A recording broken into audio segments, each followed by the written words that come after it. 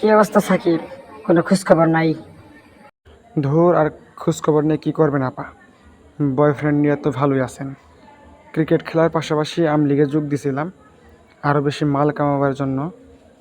এখন হাতে হারিকেন হোগাই বাস। কেন? তোমার যথেষ্ট সুযোগ দিছিলাম, বেয়াদবি একটা বাদ দাও নাই। দলেও জায়গা দিলাম, তাও এখন আমার সাথে বেয়াদবি করছো? আপা, আপনার দলে যোগ দেওয়ার পর আমি ছাত্র আন্দোলনের সময় কোনো কথা কইতে পারি নাই, তাই পাবলিক আমার বাস দিচ্ছে। বাস তো খাবাই তুমি, মাল কামাবার দলে আসছ। মাল না, বাল কামাইলাম। না দেশে আসতে পারতেছি, আর না পাবলিকের ভালোবাসা পাচ্ছি। সবাই বলে ভুয়া আর জুতা মারে।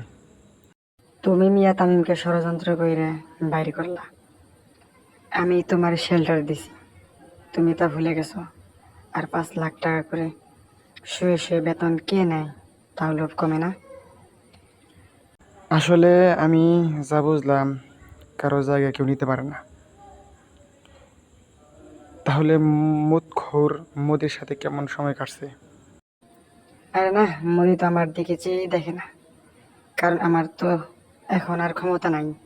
আপা, তাহলে এখন কি করতে পারি? এই মোদিকে বলি দেখি কি করে। মোদি, সাকিবের সাথে কথা কন। সাকিব ভালো খেলোয়াড়, তাহলে ওরে আমগো দেশে আইনা খেলাই। ধুর, কথা ঠিক করে কন। আচ্ছা, তাহলে মৌজ মাস্তি করেন, আবার কোনোদিন কথা হবে।